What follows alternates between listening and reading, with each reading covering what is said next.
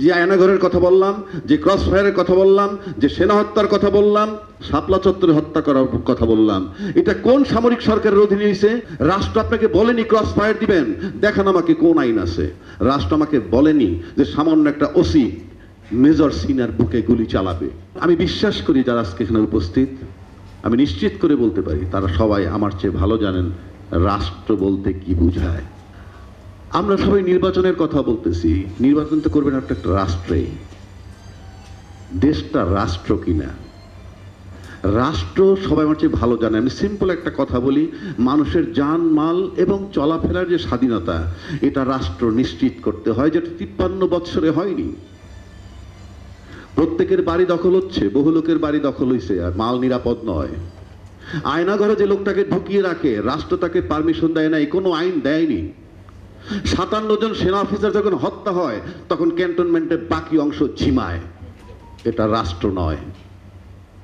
একটা স্বাধীন দেশে একজন উন্নত কোন কি বড় মাপের অফিসার দীর্ঘদিন সেবা দিলে দেশকে, তাকে ক্যান্টনমেন্টে প্রবেশ করার যখন নিষেধাজ্ঞা দেওয়া হয়, এটা কোনো রাষ্ট্র নয়।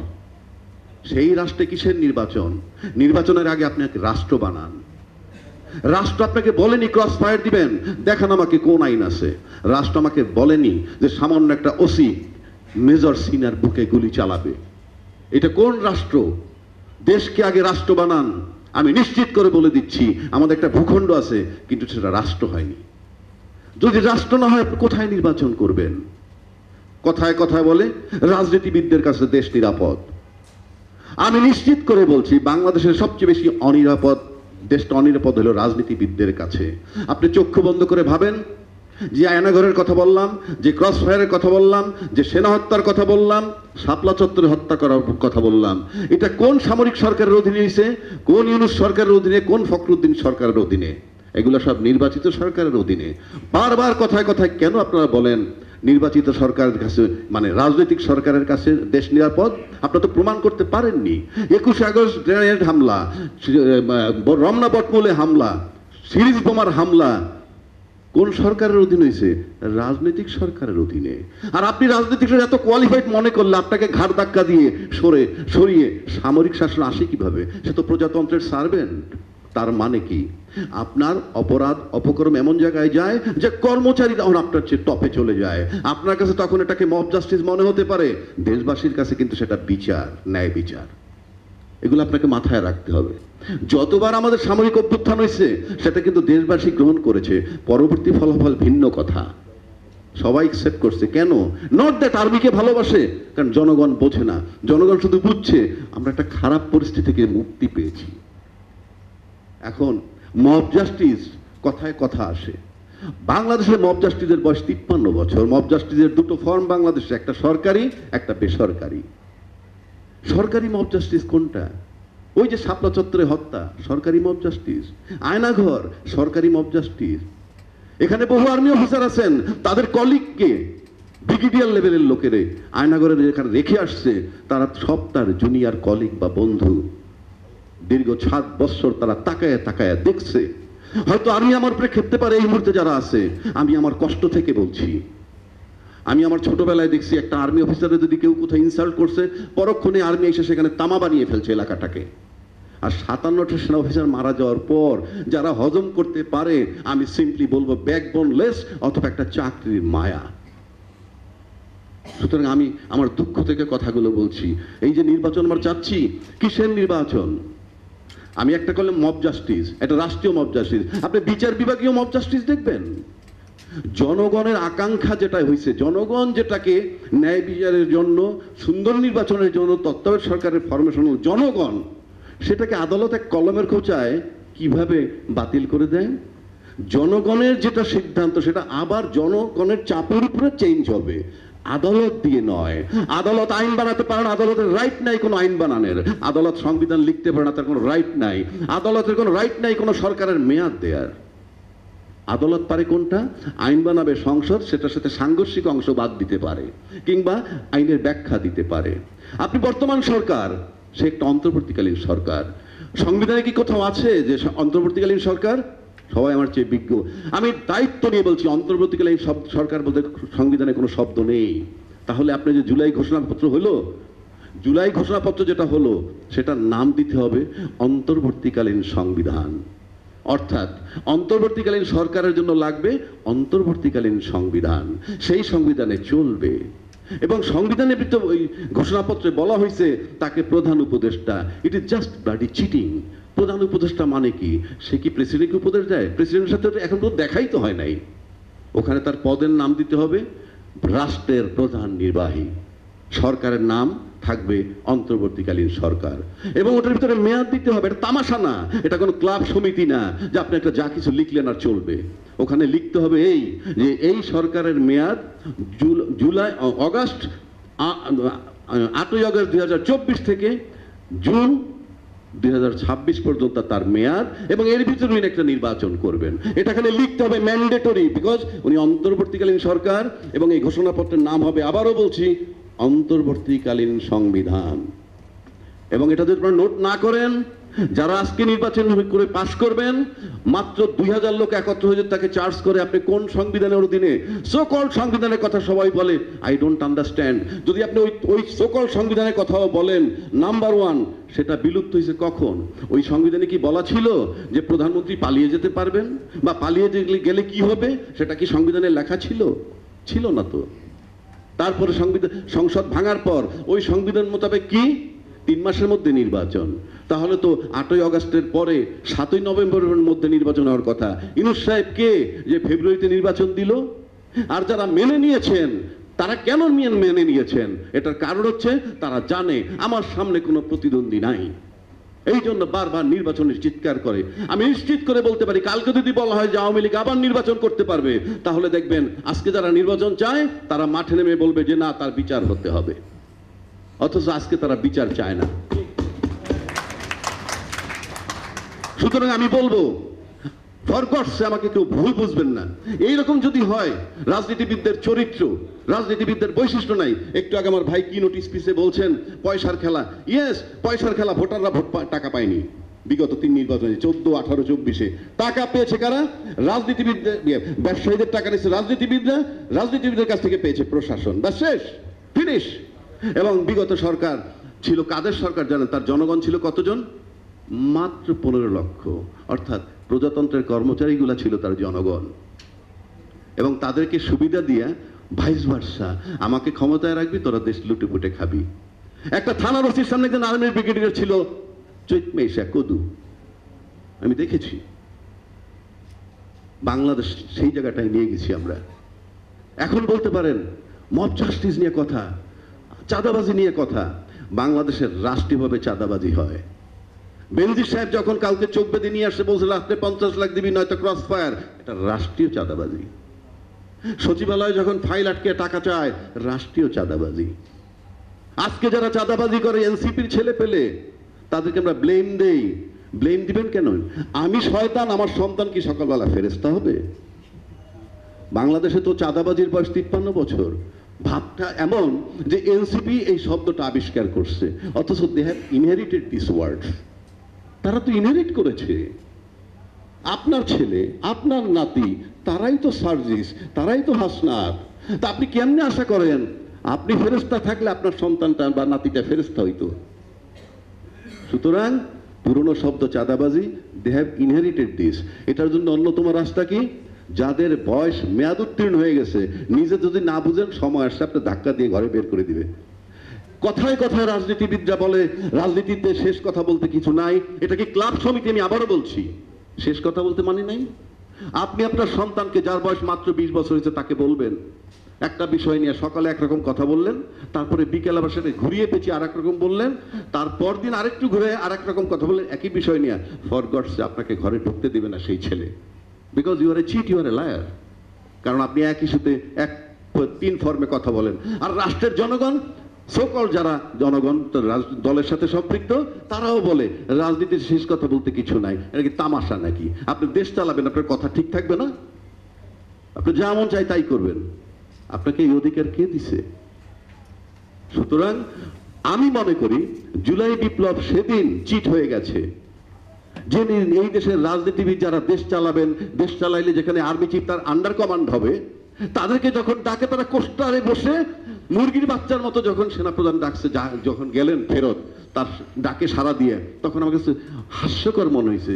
আচ্ছা, এর ভিতর থেকে তো একটা লোক প্রধানমন্ত্রী হবে লং রানে, তো তাকে ডাকতেছে ব্রিগেডিয়ার হাসান নাসির, আর উনি চলে যাচ্ছেন কোস্টারে চড়ে। ওনার নামটা বললাম এই কারণে, তাহলে মানুষে আরেকজনের নাম বললো এগুলো কি বল। আমি কি করে যাই, আমাকে ডাকতেছে আমার সেনাপ্রধান, যে ফলোইং ডেতে if I became the prime minister he will be my under command. আপনি তাকে দিয়ে দেশ চালাবেন? আমি জিনিসটা লক্ষ্য করে দেখেন, এই politician he is a leader. এখন আসেন আমি শেষ করে দিই, অনেক বলার আছে আমার। এইবার আসেন আপনি মব জাস্টিসটা, মব ভায়োলেন্স যেটাকে বলি, এখন আমি শেষ করছি। মব ভায়োলেন্স, তার আগে একটা কথা বলেনি, সবাই বলতেছে বাংলাদেশে আমরা দেখছি যে এই সরকারে আনার জন্য যে আন্দোলন, দল মত নির্বিশেষে সবাই আন্দোলন করছে এই সরকারের ক্ষমতায় আনছে। আপনি এটা যে লক্ষ্য করে দেখবেন যে যে দলের লোকগুলো ক্লেম করে তারা কিন্তু বিগত 12 বছর শেখ হাসিনাকে হটানোর জন্য আন্দোলন করেছে। তো যে রাজনৈতিক দলগুলো 12 বছর শেখ হাসিনাকে হটানোর জন্য আন্দোলন করলো, সেই শেখ হাসিনা 15 বছর ক্ষমতায় ছিল। আর সবাই মিলে যারা ইউনূস সাহেবকে সহযোগিতা করতেছে, ইউনূস সাহেব 1 বছরের মাথায় একেবারে মনে করেন গয়রব হয়ে যাচ্ছে। মানে সহযোগিতাটা কি ধরনের? দ্বিতীয় দফায় আসেন, আপনি বলেন সিভিল গভর্নমেন্ট কিচ্ছু বোঝে না, রাজনীতিবিদরা সব বোঝে। রাজনীতিবিদ কারা? এদেরকে রাজনীতি বানাইছে কারা? যারা রাজনীতিবিদ হিসেবে কর্ণধার। সাকিব আল হাসান রাজনীতিবিদ, বানাইছে কে? শেখ হাসিনা। নায়ক ফিরদৌস রাজনীতিবিদ, বানাইলো কে? শেখ হাসিনা। মোবাইল ফোন ব্যবসায়ী মোর্শেদ খান রাজনীতিবিদ, বানাইলো কে? তখনকার সরকার। তো এরা যদি বাসাতে ডাক দিয়ে নিলেই রাজনীতিবিদ হয়, আর রাজনীতিবিদের উদ্দেশ্য যদি থাকে ক্ষমতায় যাওয়া, তাহলে ইউনূস সাহেব ক্ষমতায় গেছেই, সে তো রাজনীতিবিদ বটেই। এখন তো সেই ইউনূস সাহেবের কাছে, যে নাকি একটু আগে বলে গেল নোবেল কিনে আনছেন, সেই ইউনূসের কাছে তীর্থের কাকের মতো দৌড়াচ্ছেন একটা নির্বাচনের জন্য। কেন? এই হইল রাজনীতিবিদদের যোগ্যতা। সুতরাং এখন আমি শেষ করে দিচ্ছি, রাজনীতির যোগ্যতা বললাম। আসেন মব ভায়োলেন্স কখন কখন একসেপ্ট করে। 111 আমরা দেখেছি, ফখরুদ্দিন সাহেব ছিলেন সিভিল গভর্নমেন্ট, কোঅপারেশন কথা বলছি, কোঅপারেশনের কথা। ফখরুদ্দিন সাহেবের চেয়ে তো ইউনূস সাহেব যোগ্য অ্যাটলিস্ট। তো ফখরুদ্দিন সাহেবের পাশে একজন সেনাপ্রধান ছিলেন মঈনু আহমেদ, মাটি থরথর করে কাঁপতো। ইউনূস সাহেবের পাশেও কিন্তু একজন সেনাপ্রধান আছেন, মাটি কিন্তু কাঁপে না। এটাকে বলে সহযোগিতা, কোঅপারেশন। 57 জন অফিসার মারা যাওয়ার পর যেই দেশের দায়িত্বশীল ব্যক্তিরা বলে ফুল স্টপ, এটা নিয়ে আর কথা হবে না, তাহলে তদন্ত কমিশন হলো কেন আবার? তার মানে তদন্তটা দ্যাট ওয়াজ নট কারেক্ট। আবার আমি মব জাস্টিসে এসে ফেরত শেষ করছি। মব ভায়োলেন্স কখন জাস্টিস হয়? জুলাই আন্দোলন যেটা হলো সেটা কিন্তু সংজ্ঞাগতভাবে মব। কারণ আপনি যদি মব না করেন, নিয়মে থাকেন, তাহলে তো 16 বছর যেভাবে বিএনপি আন্দোলন করছে সেইভাবেই থাকতে হইতো। সুতরাং তারা আন্দোলনটা করে এমন একটা জায়গায় গেছে, ডেড বডির পর ডেড বডি, স্বরাষ্ট্রমন্ত্রীকে ব্রিফিং দেয়, মারি এডা মরে এডা বাকিটি সরে না। এগুলো আল্লাহর তরফ থেকে হয়েছে। এই লোকগুলোকে আল্লাহ সিলেক্ট করেছে, নাই কেউ বুক পেতে গুলি খায় না। আর যাদেরকে দেশ রক্ষা করার জন্য তৈরি হয়েছে, মাসের শেষ প্রচুর বেতন দেওয়া হয়, সাবসিডি দেওয়া হয়, তারা তাকায় তাকায় দেখছে মানুষ কিভাবে মরে। স্বাধীন দেশের লোক যখন বিনা কারণে বুলেটের নিচে যায়, আর যদি বলে প্রজাতন্ত্রে সরকার মারছে, সরকার তো প্রজাতন্ত্রের গোলাম, কারণ জনগণ রাষ্ট্রের মালিক। আপনার কি অধিকার আছে মালিকের গায়ে গুলি মারার? শুধু কি এই সরকার? আমরা দেখছি বিদ্যুতের দাবিতে কাউন্সাটে যখন লোক মাঠে নেমেছে, তারা কোনো সামরিক বাহিনী না, বেসামরিক বাহিনী, তারা সাধারণ নাগরিক, সেখানেও 24টা লোক মারা গেছে। স্বাধীন দেশের লোক যে সরকার গুলি করে মারে, তারা রাজনৈতিক সরকার এবং রাষ্ট্র তাদের কাছে নিরাপদ নয়। সেটার জন্য তাদের আরো শিক্ষা প্রয়োজন, এবং সেটার জন্য প্রতিবিপ্লব চলছে, এটাকে বিপ্লবে রূপান্তরিত করতে হবে। কেউ কেউ বলে শেখ হাসিনার পলায়ন এটা অভ্যুত্থান, নো, এটা বিপ্লব। সরকার যখন পালিয়ে যায় সেটাই বিপ্লব। সরকার যখন পালিয়ে যায় সেটা বিপ্লব। সরকার দেশে থেকে যদি ক্ষমতা অন্য কেউ কেড়ে নেয় সেটা অভ্যুত্থান। এখন জুলাইয়ের যে অভ্যুত্থান, জুলাইয়ের যে বিপ্লব, যেই দাবির মুখে শেখ হাসিনা পালিয়ে গেছে সংবিধান নিয়ে, তার 14 সুটকেসের মধ্যে একটার ভিতরে ছিল সংবিধান, কারণ পালিয়ে গেলে সংবিধান চলে যায়। সুতরাং ওই যে আন্দোলনটা হয়েছিল, ওই যে মবটা, সেটা হলো বাংলাদেশের ইতিহাসে সর্বশ্রেষ্ঠ মব জাস্টিস। কারণ আপনার আর কোনো উপায় ছিল না এই জাস্টিস নেয়ার জন্য। সুতরাং জুলাইয়ের আন্দোলন ছিল বাংলাদেশের ইতিহাস সবচেয়ে বড় মব জাস্টিস। জাস্টিস, জাস্টিস মানে ন্যায় বিচার। এভিএম খায়রুল হক সাহেব বিচার বিভাগীয় মব করেছেন। এই যে মব জাস্টিস যেটা হয়েছে, এটা ধরে রাখার দায়িত্ব বাংলাদেশের সকলের।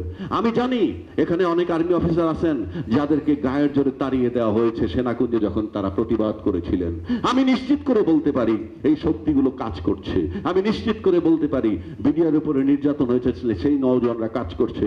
আমি নিশ্চিত করে বলতে পারি এই সমস্ত মা বোনদের যার বুক খালি হয়েছে তার দীর্ঘ নিঃশ্বাস চলমান থাকবে। এবং রাজনীতিবিদ তাদের একটা সন্তান কিংবা একটা নাতি এই আন্দোলনে মারা যায়নি। তারা তাদের সন্তানকে বিদেশে পাঠায় আর কৃষকের ছেলেকে মাঠে পাঠায়। এটাকে মাথায় রাখতে হবে।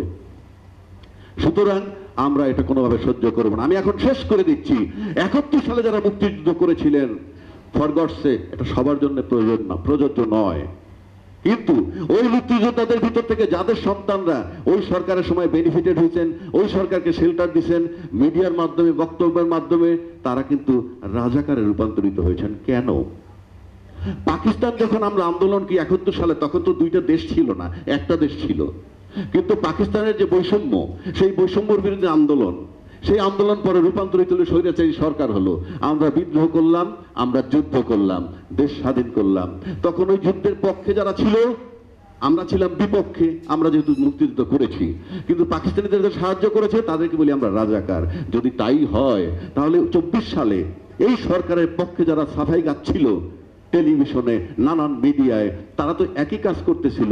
বৈষম্য, স্বৈরাচারী, অত্যাচার, সাধারণ লোককে মারতেছে। এবং সেখানে একটা মুক্তিযোদ্ধার সন্তানরাও ছিলেন যারা ওই সরকারের পক্ষে সাফাই গেছেন। তাহলে সেই মুক্তিযোদ্ধাদেরকে আমি আজকে রাজাকার হিসেবে স্বীকৃতি দিতে চাই। আর আর যারা ওই স্বৈরাচারের বিরুদ্ধে আন্দোলন করেছে, সে যদি রাজাকারের সন্তান হয়ে থাকে, আজকে সে মুক্তিযোদ্ধা। সুতরাং এই মুক্তিযুদ্ধ অব্যাহত থাকুক, চলমান থাকুক, নির্বাচন বহুদূর। ধন্যবাদ।